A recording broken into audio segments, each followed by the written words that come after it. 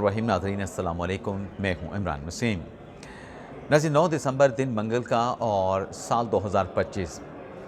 Programme में सबसे पहले हम बात करेंगे अडयाला जेल की कि वहां पर सिक्योरिटी की क्या सूरत हाल है, और अगर पाकिस्तान तहरीक इंसाफ के कारकुनान अडयाला जेल पहुंचते हैं इमरान खान की हमशीरगान के साथ, पाकिस्तान तहरीक इंसाफ के रहनुमाओं के साथ, तो पुलिस ने वहाँ पे क्रैकडाउन करने का क्या इंतज़ाम कर रखा है।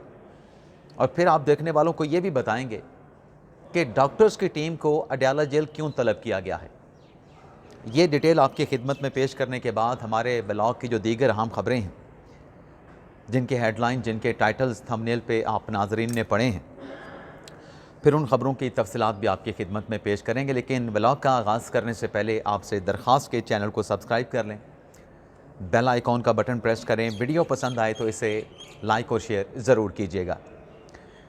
नाज़रीन, मंगल के दिन जब इमरान खान की बहनें, तहरीक इंसाफ के कारकुनान, तहरीक इंसाफ की क़यादत, तहरीक इंसाफ के रहनुमा जब मुलाकात के लिए जाते हैं तो वहाँ पर एक यूँ समझें कि सियासी मेले का समा होता है। पुलिस की नफरी वहाँ पे मौजूद होती है, लेकिन DG ISPR की प्रेस कॉन्फ्रेंस और 2 वफाकी वज़रा की जानिब से जो मुश्तरका प्रेशर किया गया, और फिर ये हुकूमत का ऐलान कि मुलाकातें नहीं करवाई जाएंगी, मुलाकातों पर पाबंदी होगी। रेड लाइन को पाकिस्तान तहरीक इंसाफ ने, इमरान खान की बहनों ने क्रॉस किया है। आज अडयाला जेल के एतराफ़ में मुख्तलिफ मनाजर हैं। सिक्योरिटी नज़र आ रही है, लेकिन सिक्योरिटी की जो तादाद है, पुलिस एहलकारों की जो तादाद है, वो पहले से बहुत ज़्यादा हो चुकी है। ना सिर्फ सिक्योरिटी की तादाद बहुत ज़्यादा है, बल्कि सिक्योरिटी को मुकम्मल तौर पे अलर्ट रखा गया है। पुलिस एहलकारों के पास शील्ड्स मौजूद हैं, डंडे मौजूद हैं, दीगर इंतज़ाम मौजूद हैं। वाटर कैनन वैन भी आज वहाँ पे मंगवाई गई है, और उसके साथ साथ कैदी वैन, प्रिजनर वैन भी वहाँ पे मंगवाई गई है। और ये तमाम इंतज़ामात का जो जायज़ा ले रहे हैं SSP जो ऑपरेशन है रावलपिंडी के, तारिक मलिक साहब, जिनकी निगरानी में ये पुलिस को वहाँ पे जो हाई अलर्ट किया गया है, और जो गाड़ियाँ अडयाला जेल की तरफ जाने वाली हैं उनकी तलाशी लेके उनको आगे जाने की इजाज़त दी जा रही है। अब देखें तहरीक इंसाफ के लोग वहाँ पे कितनी बड़ी तादाद में पहुँचते हैं, टकराव होता है, तसादम होता है, नहीं होता, लेकिन पुलिस की तरफ से तमाम इंतज़ाम मुकम्मल है कि अगर जो SSP ऑपरेशन है तारिक मलिक, उनका ये कहना है कि कानून की अगर खिलाफ वर्जी की गई, कानून को अगर तोड़ा गया तो फिर इनके साथ सख्ती से निपटा जाएगा। और आज पिम्स हॉस्पिटल के डॉक्टर्स की एक टीम भी अडयाला जेल रवाना हुई है। जब हम यह प्रोग्राम रिकॉर्ड कर रहे हैं तो ये जो टीम अडयाला जेल की तरफ रवाना हुई है, ये इमरान खान साहब का मेडिकल एग्जामिनेशन करेगी, मेडिकल टेस्ट करेगी, चेकअप करेगी, और रिपोर्ट जो है वो अडयाला जेल के इंतज़ामिया को जमा करवाई जाएगी। तो देखते हैं आज अडयाला जेल के बाहर वहाँ पे जो भी डेवलपमेंट होगी, जो भी सूरत हाल होगी, फर्दर उसकी डिटेल नेक्स्ट वीडियो लॉग में आपके साथ हम शेयर करेंगे। लेकिन आज पाकिस्तान तहरीक इंसाफ ने भी अपनी पॉलिसी में कुछ थोड़ा सा रद्द-बदल किया है। एक तो जो पार्लिमानी कमेटी का इजलास हुआ, जिसमें यह फैसला किया गया कि इमरान खान की जो सहूलियात हैं अडयाला जेल में, उनका जायज़ा लेने के लिए जो पार्लिमानी कमेटी बनाने का प्रपोज़ल हुकूमत के मिनिस्टर की तरफ से आया था, आज शाहिद खटक साहब, जिन्हें इमरान खान साहब ने कौमी असम्बली में पार्लिमानी लीडर बनाया है, कल PTI की पार्लिमानी कमेटी में ये नॉमिनेशन कर दी गई है। आज स्पीकर कौमी असम्बली को शाहिद खटक जो हैं, पाकिस्तान तहरीक इंसाफ के अरकान असम्बली के, सेनेटर हजरात के, कौमी असम्बली के मेंबरान के नाम पेश करेंगे कि ये हमारी तरफ से नाम है जो पार्लिमानी कमेटी आपने बनानी है, और ये अडयाला जेल का विज़िट करेंगे और देखेंगे, जायज़ा लेंगे कि इमरान खान को वहाँ पे क्या सहूलियात मैसर हैं।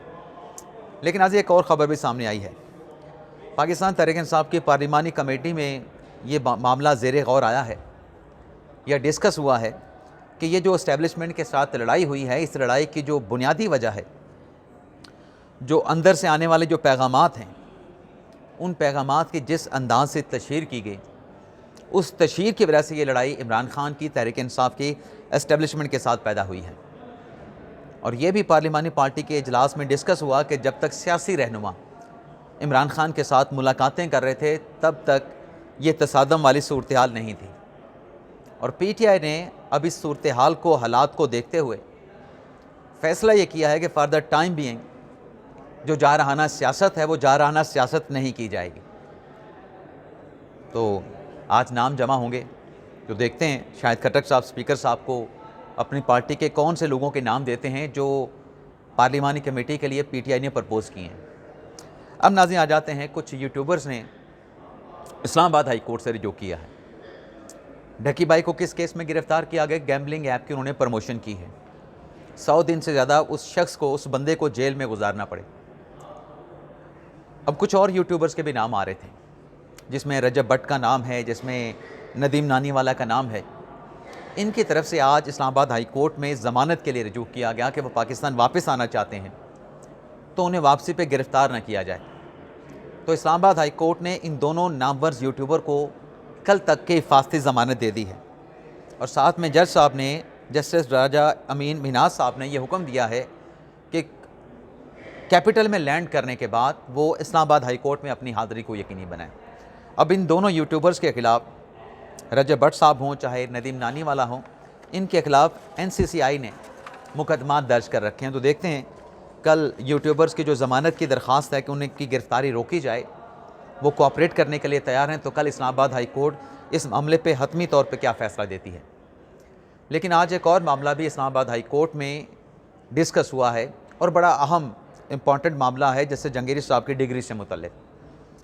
अब इस्लामाबाद हाई कोर्ट में नाज़रीन जो समाअत हुई है, उस समाअत का अहवाल आपकी खिदमत में पेश करने से पहले जो आखिरी समाअत पे chief justice Islamabad high court Sarfaraz Dogar साहब की सरबराही में 2 रुकनी बेंच ने जो बज़रिया HSC कराची यूनिवर्सिटी से जो रिपोर्ट तलब की थी, वो रिपोर्ट नाज़रीन इस्लामाबाद हाई कोर्ट में जमा करवा दी गई और वो रिपोर्ट नाज़रीन बड़ी खौफनाक है।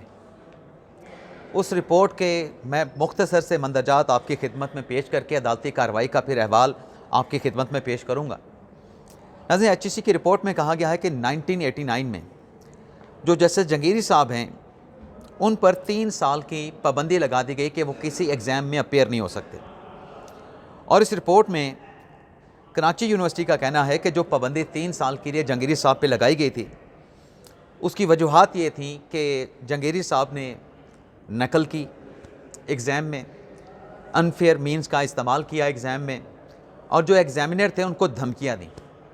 तो इस 3 साल की पाबंदी के बाद वो किसी एग्ज़ाम में 1992 तक अपीयर नहीं हो सकते थे।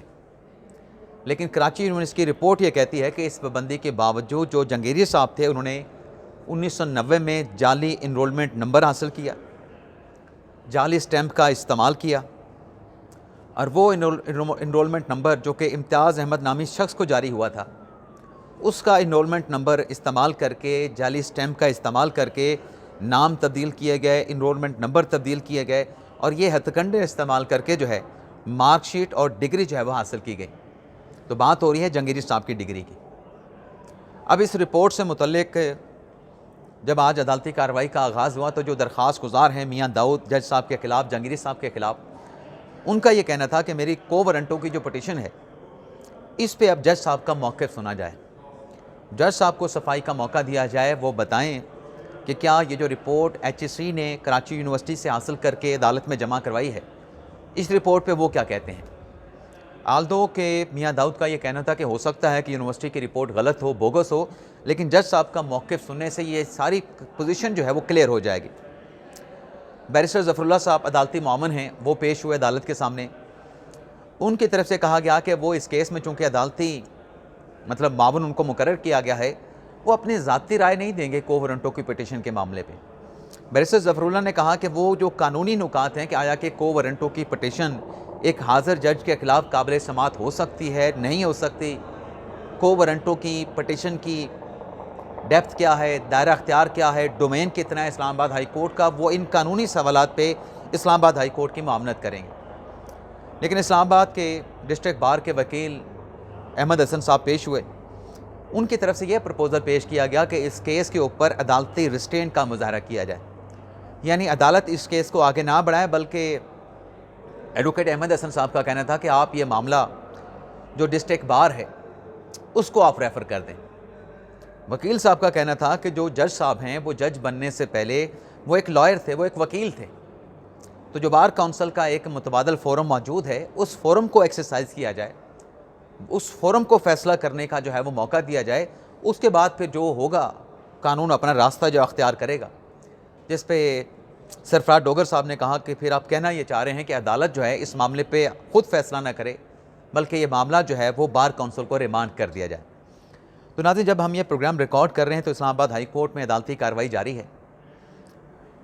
जो मलिक अहमद हसन साहब हैं उन्होंने अपना प्रपोज़ल भी अदालत को दे दिया है कि आप बार काउंसिल को रेफ़र कर दें, लेकिन अदालती मामन बैरिस्टर ज़फ़रुल्लाह साहब कानूनी नुकात पर अदालत की मामनत कर रहे हैं।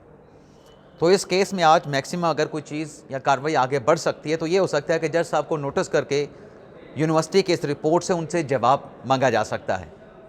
लेकिन मुझे नहीं लगता कि मामला बार काउंसिल को इस स्टेज के ऊपर, जब को वारंटों की पिटीशन किसी हाई कोर्ट में आ चुकी है, इस पर इस्लामाबाद हाई कोर्ट रिस्ट्रेन करके इस मामले को बार काउंसिल को रिमांड करेंगे, ऐसी कोई सूरत हाल नज़र नहीं आ रही। और फिर जो बैरिस्टर ज़फ़रुल्लाह साहब के दलाइल हैं, जैसा कि उन्होंने अपने आगाज़ में कहा कि वो कानूनी नुकात पे दलाइल देंगे, कानूनी पोजीशन जो है उस पर अदालत की मामनत करेंगे कि आया कि इस्लामाबाद हाई कोर्ट इस पटिशन को सुनने की कम्पिटेंट है या कम्पिटेंट नहीं है।